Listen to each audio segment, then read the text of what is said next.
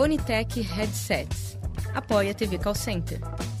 www.fonitec.com.br. Olá, internautas.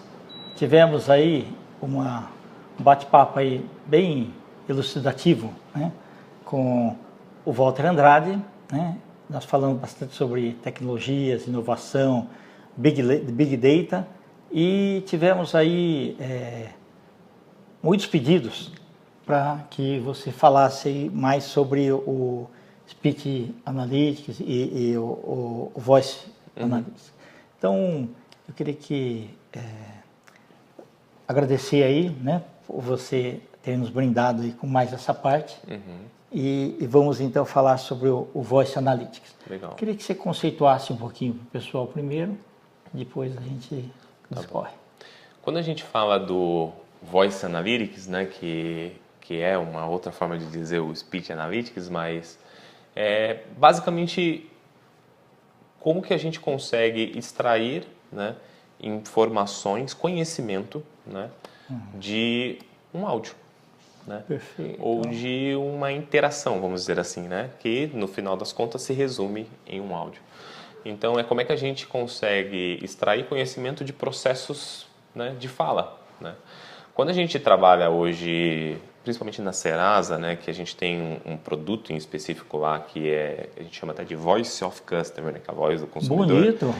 Ele abrange um pouco mais, não abrange só o áudio. Ele abrange, como eu falei lá no começo, abrange também o e-mail, o SMS, o chatbot, então todas as interações do cliente. Mas quando a gente fala do Voice em si, ele é muito voltado para você trabalhar o áudio, né? E aí, quando você fala de trabalhar o áudio, é você criar possibilidades, né, de entendimento do cliente através do áudio. Então, você criar a própria transcrição, né, transcrição disso de áudio para texto, para fazer reclassificação de tabulação, você fazer a parte de desenvolvimento de modelos, fazer automações de processos de qualidade. Então, tem várias aplicações dentro desse processo que, quando você traz a voz como possibilidade, você consegue efetuar dentro do processo de Voice Analytics. Perfeito. Quando que essa tecnologia foi implementada? Essa tecnologia, conceitualmente, ela é dos anos, né, se eu não me engano, 80, se eu não me engano, né? Então, já as universidades, principalmente dos Estados Unidos, começaram a desenvolver processos, né, de entender como você transformar, né, como você poderia transformar processos de fala em áudio. Então, conceitualmente, academicamente, né, começou a ser pesquisas mais ou menos no meados de 80 aí. Só que a implementação disso, como muitas tecnologias que a gente tem, como muitos algoritmos que a gente usa hoje, que foram desenvolvidos lá no passado, só foi se tornando mais possível com a chegada do Big Data aí nesses últimos anos, né?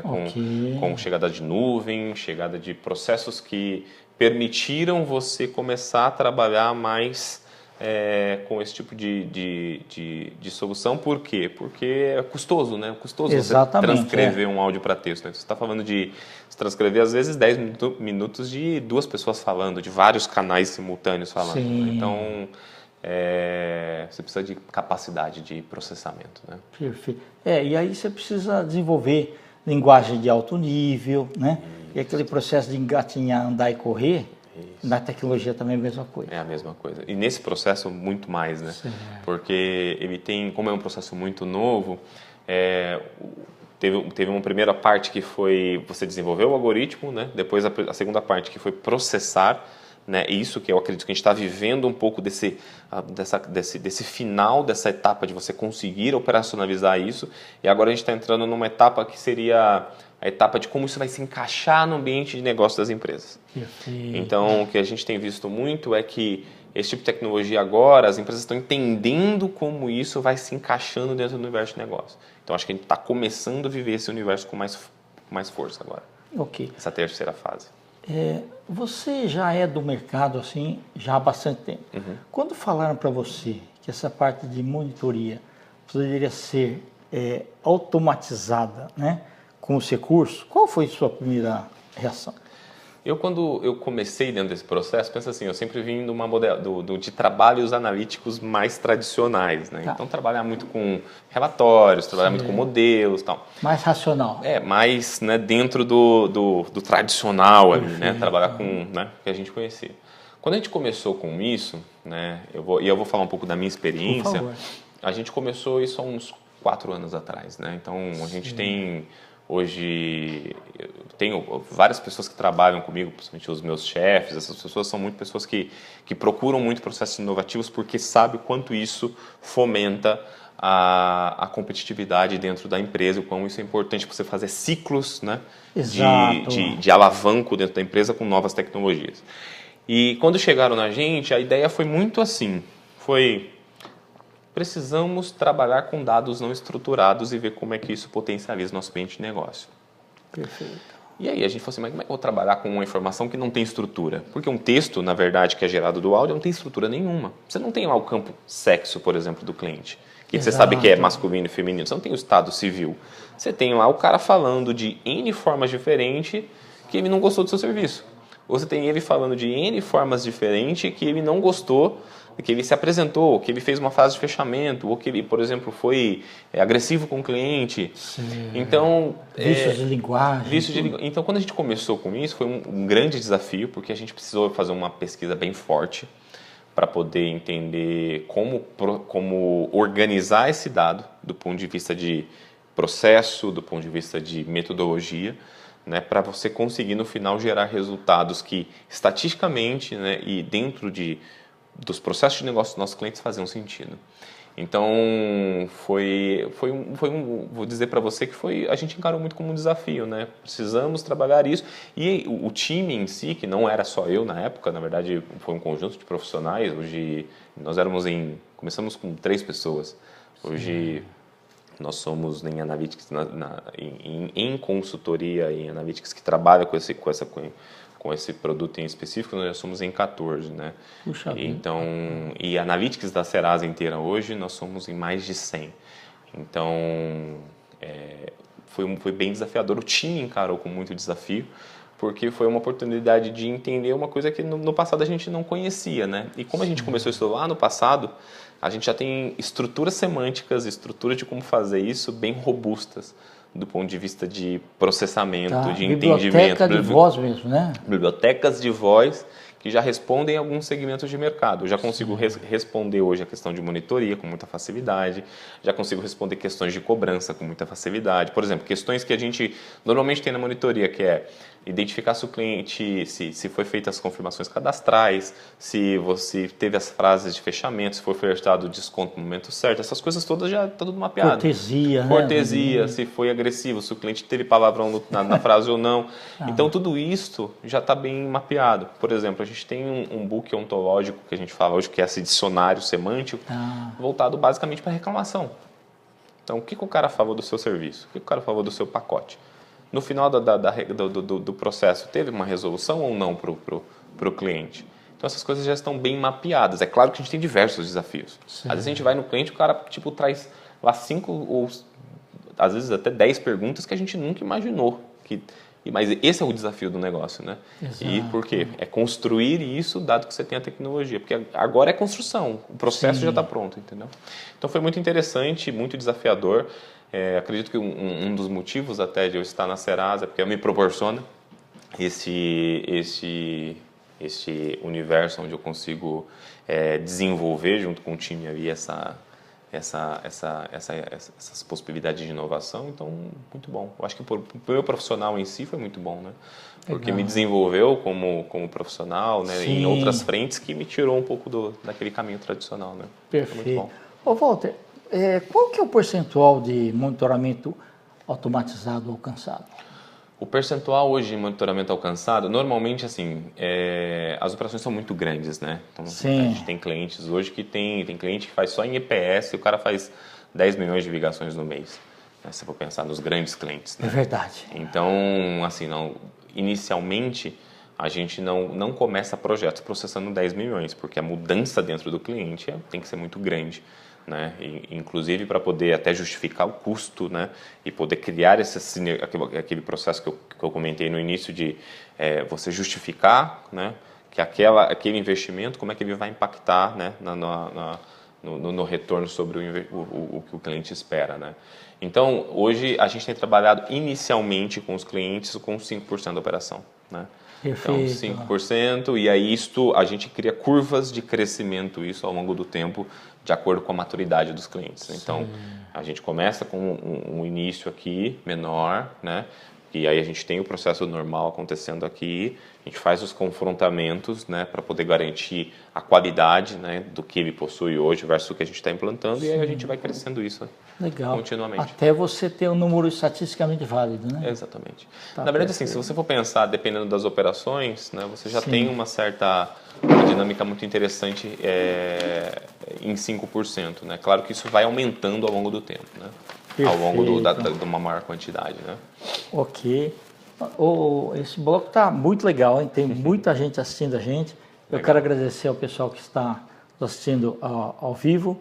A Danúbia Pestana, Milena Constantino, o Igor Sakaki, a Gisele Fernandes, que já esteve aqui com a gente, né?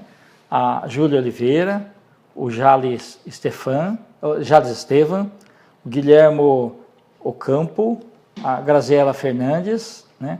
Luiz Alberto de Angola, né? E que está falando que aí, olá, excelente programa. Ah, que bacana, tá? Muito bom. Legal. No intervalo aí que eu estava também interagindo, né? A Daniele Evangelista, a Vera Takahashi, a Nádia Pires, né? E o Augusto de Sá, de Madrid, na Espanha, quais os próximos passos de inovação? E a Gisele Fernandes colocou, show de entrevista, parabéns. Ah, muito bom. Mais uma vez, eu vou responder essa pergunta, quais os próximos passos de inovação, mas eu agradeço, né? Eu acho que esse tipo de conversa é sempre muito enriquecedor. A gente enriquece muito, né? O nosso conhecimento, né? E a gente, passando o nosso conhecimento, a gente acaba fortalecendo ele, né? Cada vez mais. Perfeito. Então é muito bom. Agora, quando a gente fala dos processos de inovação, uma pergunta, né? Bem aberta, mas eu vou tentar direcionar ela para o universo que eu tenho vivido muito, Sim. que é esse universo de trabalhar com ambientes em cloud, trabalhar com processamento paralelizado. Eu acredito que a próxima etapa da inovação está muito relacionada hoje com a capacidade em você ser rápido, né? Responder Sim. com assertividade e você ter integrabilidade com o seu cliente. Então, quando a gente fala em transformação digital, por exemplo, a gente está falando muito em como é que eu consigo me conectar a diversos ambientes, múltiplos ambientes, né, através de APIs, através de conexões, né, dentro do nosso ecossistema de internet e de serviços disponíveis no mercado. Né? Então, eu acredito que as APIs elas vão possibilitar muito isso, em conjunto com a capacidade de você ser rápido. Né, que é o que a cloud oferece. Então, se eu fosse falar em quais são os próximos passos da inovação, acho que é você pensar muito em processos relacionados a esse universo de Big Data, capacidade de processamento, capacidade de você escolher muito bem quais são as informações que fazem sentido para o seu negócio, né, e conseguir processar isso e conseguir gerar, sair do dado, né, para a informação, gerar conhecimento e tomar decisão. Né? Então, isso, através desse tipo de ambiente. Gera conhecimento. Gerando conhecimento. E usando processos de integrabilidade e tendo, né, essa transformação digital como um alicerce para poder potencializar isso no teu ambiente de negócio. Então, eu tenho visto muito isso, né, dentro do mercado, nos clientes, quando a gente tem trabalhado em projetos lá, a maioria das demandas elas são voltadas para você poder sempre tentar compor, né, essa arquitetura digital, né, para você poder potencializar o ambiente de negócio. Então, é muito nessa linha. A minha visão é muito nessa linha. Perfeito. Como funciona o processo de análise de Voice Analytics? O processo de análise de Voice Analytics ele é muito baseado na resposta que a gente quer dar para o cliente. Né? Então, a gente tem hoje uma plataforma, um processo onde a gente tem diversos books semânticos que respondem já uma situação, as situações que a gente já sabe que o mercado procura, mas a gente sempre procura criar uma solução em Voice Analytics que atenda à necessidade do cliente, que seja o que o cliente precisa dentro do ambiente de negócio dele. Então, é difícil a gente chegar com uma solução e falar assim, ó, você vai ter que rodar nessa solução aqui.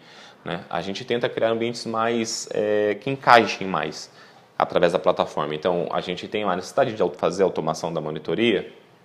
Quais são as perguntas que você hoje utiliza no teu script? São essas.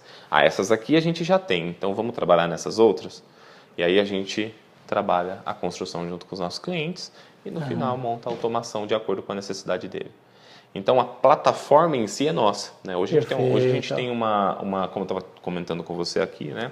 A gente tem hoje uma parceria com o CPQD, né? Que é o Centro de Pesquisa e Desenvolvimento lá de Campinas. E a gente, em conjunto com eles, em conjunto com o Data Lab da Serasa, mais a equipe de Analytics, a gente transforma, né, todas essas necessidades de clientes em soluções que sejam eficientes para os nossos clientes. Então, a ideia é trabalhar o processo de voz para poder gerar retorno sobre o investimento. Perfeito. Eu achei muito interessante porque, para gerar e analisar tudo isso, vocês tiveram a buscar coisas assim da linguagem que se aprende aí em português, filosofia, que é o ontológico, que é do ser, a parte de semântica, exatamente, né? Muito legal. Na prática, tá? Você podia falar assim, um caso real? Sim, posso falar sim. Nós temos um caso bem interessante que aconteceu num cliente nosso, que foi da gente tentar identificar a fraude, né, no contato telefônico. Né? Então, sabe quando a gente recebe aquelas ligações de oferta de produtos? Né? E aí, essa oferta de produtos, a gente vira e fala assim, olha, não quero. E aí o cara vai lá e vende para você o produto, ou vai lá e migra você para um determinado plano. Então, a ideia desse case nosso foi identificar se esse evento estava acontecendo ou não, né? E se era uma fraude do operador ou, no caso, até do próprio cliente. Né? Que o cliente poderia... O operador, imagina assim, o cliente falou não, o operador foi lá e fez a ação. Então, para a empresa, além de, né, ter que fazer toda a migração e o custo para poder viabilizar isso para o cliente, tem que pagar a comissão do operador. Né? Então, a ideia foi fazer essa otimização na parte operacional do operador e depois também fazer também um trabalho de identificação do cliente. Às vezes o cliente aceitou e depois queria fazer o retorno. E aí, né, todo um convencimento para assim, senhora, a gente ali... Então, a gente montou toda uma régua junto com essa empresa para poder fazer o quê? Para poder fazer essa sistematização. A gente tem um outro case também voltado para monitoria. Né? Tem alguns processos de monitoria que rodam com a gente hoje, mas um bem interessante é um cliente que está com a gente há bastante tempo, onde a gente faz toda a parte de automação da monitoria. Então, ele tem lá cerca de mais de 30 perguntas que ele olha para diferentes motivos de ligação. Bacana. A gente montou todo esse processo de identificar isso, gerar a nota final de qualidade automático. E, além de fazer esse processo aqui, né, de gerar a monitoria, a gente já derivou um processo embaixo que já responde processo de negócio. Em cobrança. Então, o cliente falou que alega pagamento, o cliente falou que vai entrar com uma ação judicial. Ação judicial é um negócio que muitos dos nossos clientes procuram. Porque se o cliente fala na ligação que vai entrar com uma ação judicial e você não faz nada, provavelmente você vai ter um impacto lá na frente de uma ação judicial com você que tem custas altíssimas. Exatamente, Então já preventivamente você já pode fazer, exatamente, você já pode fazer uma repescagem desse cara e tratar ele de uma forma diferente. Então, tem vários cases, né? A gente tem cases que foram implementados, a gente tem cases que ainda estão rodando, né? Mas a gente já tem hoje esse produto é um produto muito interessante na Serasa e a gente tem trabalhado bastante com ele em vários mercados. E o legal dele é que ele se encaixa em vários mercados, né? Então, eu posso estar falando por exemplo, com hospital. Atendimento ali no hospital para poder potencializar alguma coisa. Posso estar falando com o varejo, posso falar com cobrança, posso falar com call centers. Então, ele tem várias aplicabilidades. Isso é o mais bacana desse tipo de solução. Agradecer aqui mais o pessoal que está nos assistindo. Tem um aluno seu aí, Ivan Bessa. Ivan Bessa, meu excelente aluno. Entrevista. Um abraço, professor. Ivan foi meu aluno lá na Impacta, né? Ele estudou comigo lá na graduação e a gente... E está conosco aí. Ele trabalha nessa parte de, se eu não me engano, de call center também. Ele é bem... Perfeito. Uma pessoa muito... Gente boa. Legal. Agradecer aí também o pessoal aí a Danúbia Pestana, o César Campos, Isabela Ferraz, a Cássia Campos de Belo Horizonte, a Fátima Aparecida de Moraes, de Hortolândia, e o Fábio Aguilar da Colômbia. Tem uma pergunta para você. Home office é uma realidade? Na minha opinião, sim, né? Hoje o custo para você poder manter um profissional alocado dentro de um prédio, ele é alto, né? Se você tem a possibilidade hoje, é claro, né? Depende muito da atividade que os profissionais fazem, né? Se é uma atividade crítica ou que tem uma informação que seja sigilosa, né? Você hoje consegue fazer implementações de home office que são bem eficientes, né? Então, você trabalhar com home office, a gente tem hoje muitos cases de mercado onde as empresas estão hoje com implementações em home office, né? Porque isso torna o processo mais eficiente, né? Principalmente em São Paulo, né? Em São Paulo a gente às vezes demora 2 horas para chegar no trabalho, né? É verdade. Então, às vezes para voltar para casa mais 3 horas. Então, se você já consegue logar, né, e já começar a sua atividade, e depois um outro dia isso facilita muito, agiliza muito e você consegue otimizar. Eu acho que as ressalvas desse processo é basicamente o que é crítico e não é crítico para a empresa, né? Então o processo de segurança tem que ser muito forte, né? O processo também de avaliação se o profissional também dentro de casa tem condições mínimas para poder executar aquela função também é muito necessário, né? Então, mas eu acho que é uma realidade, uma tendência, né? Hoje o espaço é caro, né? Então, exato. Então faz todo sentido. Né? Perfeito. Ô Walter, há 2 anos tentam defender um ROI, né, um retorno de investimento, para aquisição do SPIT na área de relacionamento com o cliente. E a dificuldade aí, né, para despertar o interesse aí das áreas, né, numa parceria, o que poderia, você poderia falar, estratégia do Serasa, né, para validar esse investimento? Há 2 anos atrás, né, quando teve essa necessidade por parte dessa pessoa, eu acredito que a gente tinha um mercado, e principalmente o universo de Big Data, estava muito em construção ainda, né? Sim. Então, realmente, há 2 anos atrás, acredito que o custo para esse tipo de solução, ele era... Não tinha escala, né? Não tinha escala, né? Na verdade, estava começando, né? Então, poucas empresas estavam trabalhando com isso, né? Mas eu acho que hoje isso já houve uma mudança muito forte, né? A gente tem visto preços bem mais atrativos.